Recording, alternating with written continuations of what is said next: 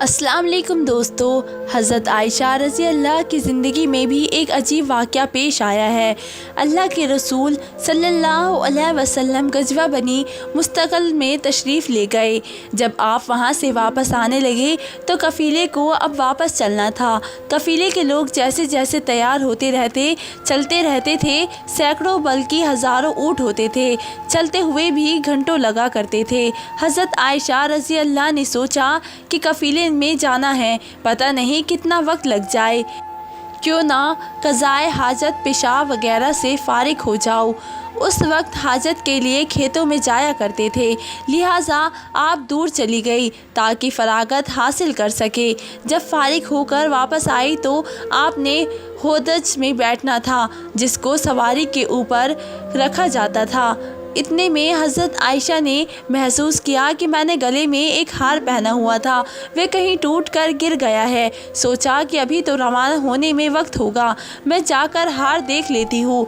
आप हार ढूंढने में वापस तशरीफ़ ले गई। पीछे सहाबा इकराम ने सोचा कि हज़रत आयशा रज़ी अल्लाह वापस तो आ गई थी, लिहाजा हौदज में बैठ गई होगी, इसलिए 4-5 आदमियों ने हौज को उठाकर ऊँट पर रख दिया। हज़रत आयशा रज़ी अल्लाह की उम्र कम थी और वज़न भी कम था। 4-5 आदमी उठाने वाले थे तो उनको पता भी ना चला कि आप अंदर बैठी हुई है या कि नहीं। अब कफ़ीले के लोग तो वहाँ से चले गए। जब हज़रत आयशा रज़ी अल्लाह वापस आई तो देखा कि वह जगह तो खाली है और कफ़ीला जा चुका है। आपको इत्मीनान था कि जब नबी अकरम सल्लल्लाहु अलैहि वसल्लम को पता चलेगा तो किसी न किसी को भेजेंगे, इसलिए आप वहीं बैठ गई। थोड़ी देर के बाद नींद गालिब आ गई, लिहाजा अपने ऊपर चादर डाल ली और सो गई। नबी अकरम सल्लल्लाहु अलैहि वसल्लम की आदत थी कि सहाबा में से किसी एक सहाबी को हुक्म दिया जाता था कि जब सारा काफ़िला चला जाए तो अगर रात का वक्त हो तो सुबह के वक्त वहाँ आकर देखे कि कहीं कोई चीज़ पीछे पड़ी तो ना रह गई। लिहाजा एक बदरी सहाबी हज़रत सफ़वान रज़ी अल्लाह को नबी अकरम सल्लल्लाहु अलैहि वसल्लम ने इस काम पर लगाया था। वे सहाबी अब उस जगह पर आए तो किसी को उस जगह पर लेटा हुआ पाया। करीब आए तो उन्होंने पहचान लिया कि ये तो नबी अकरम सल्लल्लाहु अलैहि वसल्लम की बीवी हज़रत आयशा है। उन्होंने ऊंची आवाज़ में इन्ना लिल्लाहि व इन्ना लिल्लाहि राजिऊन पढ़ा। उन सहाबी की आवाज़ सुनकर हज़रत आयशा रज़ी अल्लाह की आँख खुली। आपने तो चादर अपने ऊपर डाली हुई थी, उससे अपने आप को पूरी तरह ढाँप लिया। उन सहाबी ने आपके लिए ऊँट को बिठवाया। आप रज़ी अल्लाह ऊँट पर बैठ गई। उन सहाबी ने मुहार पकड़ी और चल पड़े, यहाँ तक कि जब वे उस कफ़ीले के पास पहुँचे तो कफ़ीले में जो मुनाफिक मौजूद थे उन्होंने देखा तो कहने लगे कि इसमें तो कुछ ना कुछ बात होगी। मुनाफिक लोग थे तो पहले ही ऐसे मौके की तलाश में रहते थे कि जिससे मुसलमानों को परेशान कर सके और नबी अकरम सल्लल्लाहु अलैहि वसल्लम की तकलीफ़ पहुंचा सके। लिहाजा उन्हें बातें करने का मौका मिल गया और ये मुनाफिक कहने लगे कि हज़रत आयशा ने उन सहाबी के साथ गंदा काम किया है, इसी वजह से वो कफ़ीले से पीछे रह गई। लिहाजा जब मदीना पहुंची तो नबी अकरम सल्लल्लाहु अलैहि वसल्लम को इस बात का पता चला कि मुनाफिक लोग हज़रत आयशा पर ऐसा गंदा इल्ज़ाम लगा रहे हैं। आप सल्लल्लाहु अलैहि वसल्लम को बड़ा सदमा हुआ। लोगों में ये बात फैलना शुरू हो गई और हज़रत आयशा रज़ी अल्लाह फरमाती है कि मैं कफ़ीले में वापस आकर 1 महीने तक बीमार रही और कमज़ोर भी हो गई थी। एक दिन में एक सहाबिया हज़रत उम्मे मस्सा के रज़ी अल्लाह के साथ क़ज़ाए हाजत पेशाब वगैरह के लिए रात को बाहर खेतों की तरफ निकली। रास्ता चलते एक जगह पर उन सहाबिया रज़ी अल्लाह को ठोकर लगी। उन्होंने अपने बेटे को बद्दुआ दी। मैंने कहा, तुम अपने बेटे के लिए बद्दुआ क्यों कर रही हो? वे कहने लगी, तुम्हें पता नहीं कि वे तुम्हारे बारे में क्या बातें कर रहे हैं? मैंने पूछा कि क्या बात कह रहा है? उस वक्त उन्होंने सारी तफसील बता दी कि आपके बारे में सारे शहर में ऐसी गंदी गंदी बातें हो रही है। हज़रत आयशा रज़ी अल्लाह फरमाती है कि जब से मैंने ये बातें सुनी तो मेरे दिल पर सदमा हुआ है। मैं घर आई और नबी अकरम सल्लल्लाहु अलैहि वसल्लम का इंतज़ार करने लगी। आप सल्लल्लाहु अलैहि वसल्लम जब मस्जिद से वापस आए तो मैं आपके सामने आई और सलाम किया। आपने सलाम का जवाब दिया मगर चेहरा दूसरी तरफ कर लिया। मैं दूसरी तरफ से आई मगर नबी अकरम सल्लल्लाहु अलैहि वसल्लम ने अपनी निगाहें दूसरी طرف کر لی۔ آپ کی خاموش نگاہوں نے مجھے بہت ساری باتیں سکھا دی۔ اس وقت محبوب کی طبیعت پر بوجھ ہے اور آپ کوئی بات نہیں کرنا چاہتے۔ میں نے سوچا کہ چلو میں اپنے ماں باپ کے گھر چلی جاتی ہوں تاکہ صحیح حالات کا پتہ چل سکے کہ میرے بارے میں کیسی کیسی باتیں کی جا رہی ہے۔ میں نے گھر جانے کی اجازت چاہی تو اللہ کے رسول صلی اللہ علیہ وسلم نے اشارے سے فرما دیا کہ ہاں چلی جاؤ۔ فرماتی ہے کہ جب میں گھر پہنچی تو میری امی نے دروازہ کھولا۔ میں نے دیکھا کہ میری امی کی آنکھیں رو رو کر لال ہو چکی ہے، پریشان چہرے کے ساتھ کھڑی ہے۔ میں نے پوچھا امی کیا ہوا ہے؟ امی خاموش رہی، کوئی جواب نہ دیا، آنکھوں سے آنسو ٹپکنا شروع ہو گئے۔ میں نے پوچھا امی میرے ابو کدھر ہے؟ انہوں نے چرپائی کی طرف اشارہ کر دیا۔ میں نے دیکھا کہ میرے ابو حضرت ابو بکر صدیقی رضی اللہ چرپائی پر بیٹھے قرآن پڑھ رہے ہیں، ایک ایک آیت پر آنکھوں سے آنسو ٹپ ٹپ گرتے ہیں، اللہ کے حضور سے دعائیں مانگ رہے ہیں۔ اور فرماتی ہے کہ میں نے جب گھر میں بھی غم کا ماحول دیکھا تو میری طبیعت اور زیادہ پریشان ہو گئی۔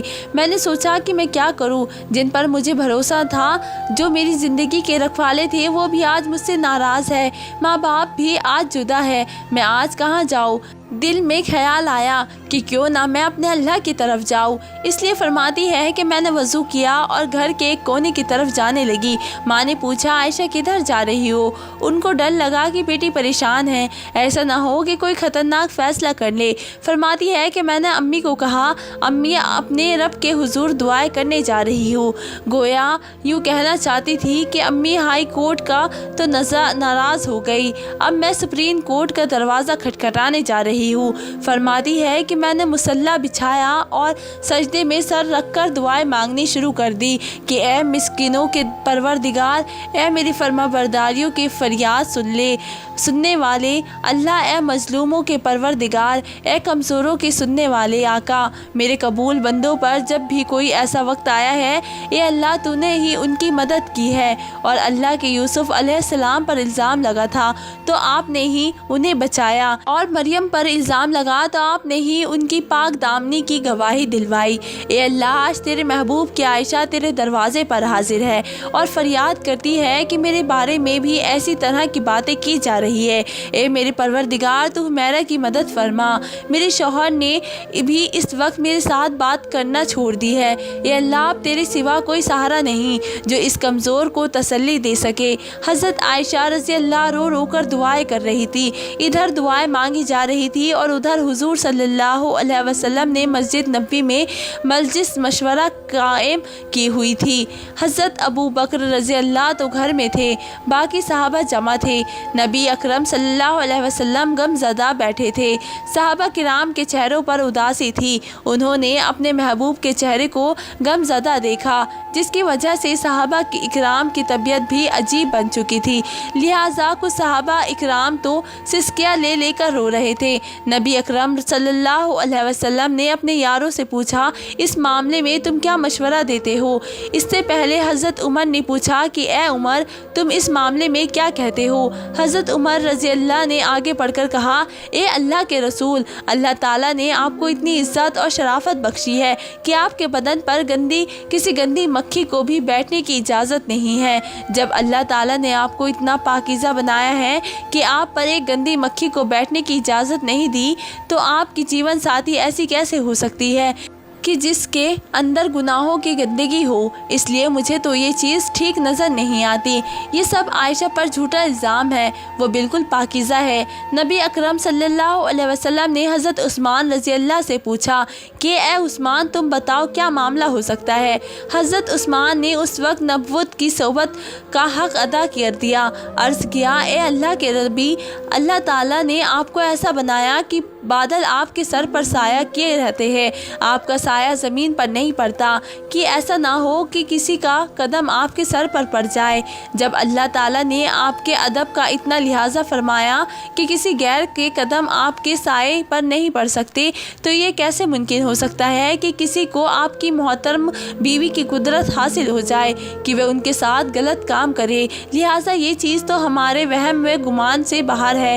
ان کی بات سن کر نبی اکرم صلی اللہ علیہ وسلم خاموش ہو گئے۔ اس کے بعد نبی नबी अकरम सल्लल्लाहु अलैहि वसल्लम ने हज़रत अली रज़ी अल्लाह से पूछा, अली तुम बताओ क्या मामला हो सकता है।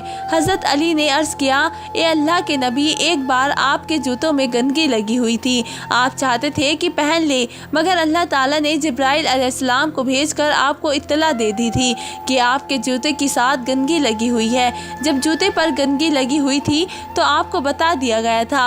अगर आपके घर वालों के साथ कोई ऐसा मामला होता तो आपको क्यों ना बता दिया जाता, इसलिए ये बात मुझे ठीक नज़र नहीं आती। नबी अकरम सल्लल्लाहु अलैहि वसल्लम फिर खामोश हो गए। आप सल्लल्लाहु अलैहि वसल्लम की उदासी देखकर हज़रत अली दोबारा कहने लगे कि ए अल्लाह के नबी, अगर आपकी तबीयत बहुत ख़राब, ज़्यादा गमज़दा है तो आप चाहे तो आयशा को तलाक दे दे। आपके लिए बीवियों की कौन सी कमी है, अल्लाह ताला आपको कोई और जीवन साथी अता फरमा देगा। उनकी ये बात सुनकर हज़रत उमर रज़ी अल्लाह तड़प उठे और खड़े हो गए। उन्होंने उस वक्त नबी अकरम सल्लल्लाहु अलैहि वसल्लम से पूछा, ए अल्लाह के नबी, आप ये इरशाद फरमाइए कि आयशा से निकाह आपने अपनी मर्ज़ी से किया था या आपको अल्लाह ने कहा था कि आयशा से निकाह करो। नबी अकरम सल्लल्लाहु अलैहि वसल्लम ने उंगली से आसमान की तरफ इशारा किया कि ये तो मेरे रब की तरफ से इशारा था कि आयशा से निकाह करो। इस पर हज़रत उमर रज़ी अल्लाह फरमाने लगे कि ए अल्लाह के नबी, अब आप मुझे छोड़ दीजिए और इन मुनाफिकों को छोड़ दीजिए और मेरी तलवार जाने और मुनाफिकों की गर्दन जाने। वह अल्लाह की पसंद की औरत है और आप ऐसी बातें कैसे कर रहे हैं, ये नहीं हो सकता। नबी अकरम सल्लल्लाहु अलैहि वसल्लम ने उस वक्त हज़रत उमर को प्यार की निगाहों से देखकर हज़रत उमर के गुस्से को ठंडा किया। दिल से गोया कह रहे हो कि उमर, अल्लाह तेरा निगाहबान हो, तूने मेरे गम को हल्का कर दिया। नबी अकरम सल्लल्लाहु अलैहि वसल्लम की तबीयत को इत्मीनान आ गया। आप उठो और मस्जिद ख़त्म हो गई। उसके बाद हुजूर सल्लल्लाहु अलैहि वसल्लम हज़रत अबू बकर रज़ी अल्लाह के घर की तरफ चले गए ताकि मालूम करे कि मेरी आयशा किस हाल में है। नबी सल्लल्लाहु अलैहि वसल्लम ने दरवाज़े पर दस्तक दी। हज़रत अबू बकर की बीवी ने दरवाज़ा खोला। नबी अकरम सल्लल्लाहु अलैहि वसल्लम ने देखा कि उनका रो रो कर बुरा हाल हो चुका है। जब सिद्दीक़ अकबर रज़ी अल्लाह की तरफ देखा तो उनकी आंखें भी रो रो कर लाल हो चुकी थी। आपने पूछा, आयशा नज़र नहीं आ रही, आयशा कहाँ है? उन्होंने कहा कि घर के एक कोने की तरफ इशारा किया और उन वक्त हज़रत आयशा सजदे में पड़ी रो रही थी।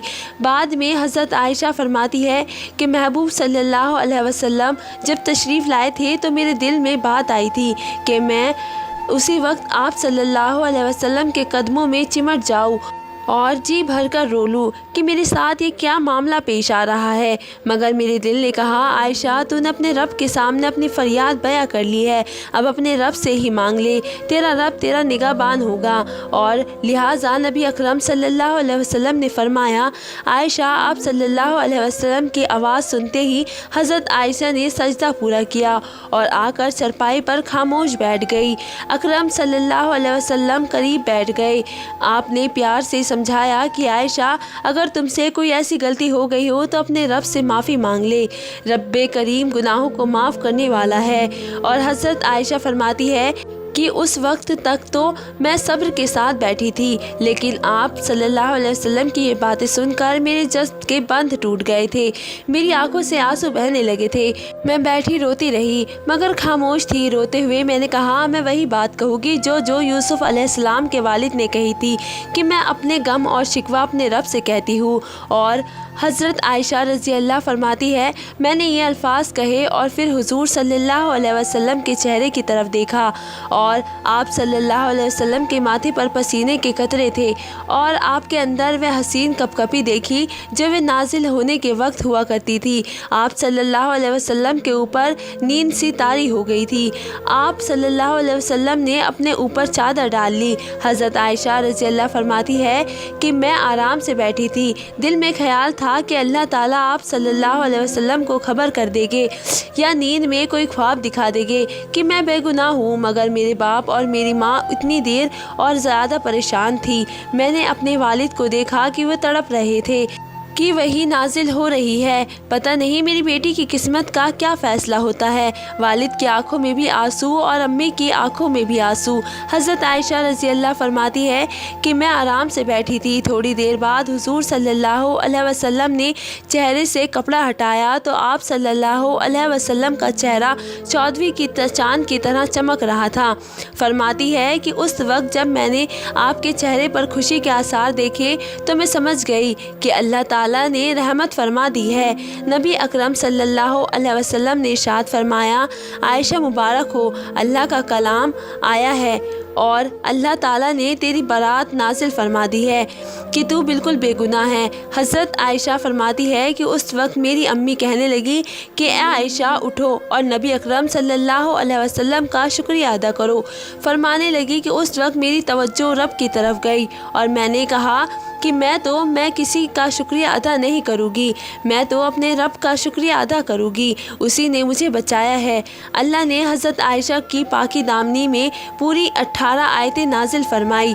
یہی نہیں صرف حضرت عائشہ کو بے گناہ فرمایا بلکہ حضرت عائشہ سے فرمایا کہ تمہیں اتنے دنوں سے جو تکلیفیں میں رہنا پڑا اس کے بدلے میں تمہارے لیے مغفرت اور اللہ تعالیٰ کی طرف سے بڑا عرض ہے۔ اور دوستو، جب پاک دامن انسان کی زندگی میں پریشانی آتی ہے تو پھر اللہ تعالیٰ خود ہی اس کی مدد فرمایا کرتے ہیں۔ آج بھی جو انسان نیکی کی زندگی اور پرہیزگاری کی زندگی بسر کرے گا، اللہ تعالیٰ کی مدد و نصرت اس کے ساتھ ہوگی۔ محبوب صلی اللہ علیہ وسلم کی تعلیمات کتنی اچھی ہے کہ آپ نے اس بات سے منع فرمایا کہ کوئی بھی ایسا کام کیا جائے جو حیا کے تقاضوں سے خلاف ہو۔